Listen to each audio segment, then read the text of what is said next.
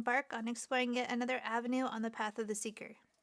Today we are going to embark on the journey of studying in depth the 7 letters of the Hebrew alphabet associated with the 7 tarot keys of the path of the seeker. This series is created to complement our journey through the tarot, alchemy, and the Kabbalah tree of life. Each system intertwines with each other.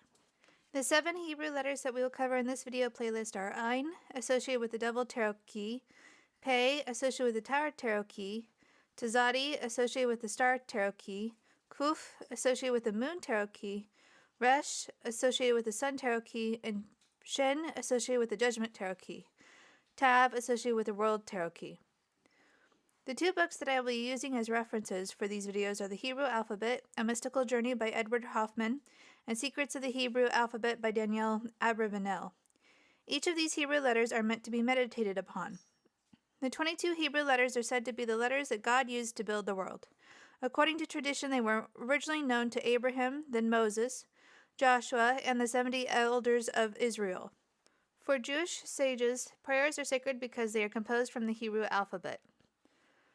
If there is the slightest mistake in the letters on a scroll, if they are damaged or even written closely together, the scroll is considered useless. If the scroll cannot be fixed, it is buried in the cemetery next to the tomb of a righteous man. Scribes usually immerse themselves in a ritual bathing pool before writing. Studying the symbolism, the numerical value, and teaching associated with each letter is an important aspect of the Torah's oral tradition. The Sefer Yetzirah, an important book on Jewish mysticism, links the Hebrew letters to the body's organs, emotional senses, and astrological constellations. There is a significant amount of the Sefer Yetzirah that also suggests that the Hebrew alphabet can be used to heal the body as well as the soul. The 13th century book, the Zohar, states that every sentence, every phrase, every word, and every letter of the Bible exists simultaneously on several levels of meaning. The Zohar declares, "Woe unto those who see in the law nothing but simple narratives and ordinary words. Every word of the law contains an elevated sense and a sublime mystery."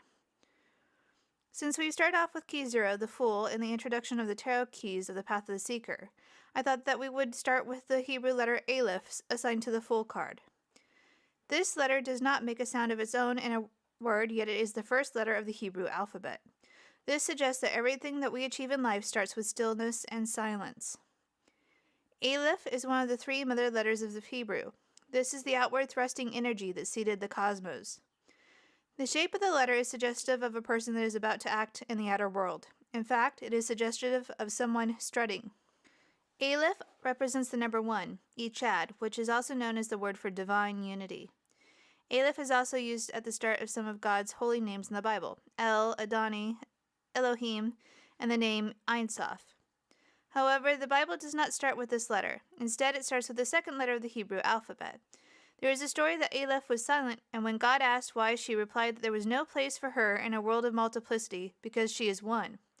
God replied, "Have no fear, Aleph, you are one and I am one. I want to create the world to have my spirit of oneness dwell there through the study of the Torah and the performance of the mitzvot, commandments." The first letter of the 10 Commandments is Aleph. This letter symbolizes unity within the plurality of creation, representing divinity. The Kabbalistic Hebrew book, Sefer Yetzirah, associates Aleph with air. The Sefer Yetzirah states, "The 3 mother letters, Aleph, Mem, Shin, in the year are the hot, the cold, and the temperate. The hot, Shin, is made from fire. The cold, Mem, is made from water. And the temperate, Aleph, from breath, which decides between them." The 3 mothers in the soul, male and female, are the head, the belly, and the chest. The head is created from fire. The belly is created from water. And the chest from breath, which decides between them. One of God's names is Eresh Epayim, which literally means long breath. Usually it is translated as patient or slow to anger. When we emulate this aspect of God by practicing breathing techniques and meditation, we temper water, our emotions, and fire, our intellect, with air. Well, I hope that you enjoyed today's video, exploring this fascinating avenue on the Path of the Seeker. Keep an eye out for the upcoming videos in this series. And remember to breathe deeply.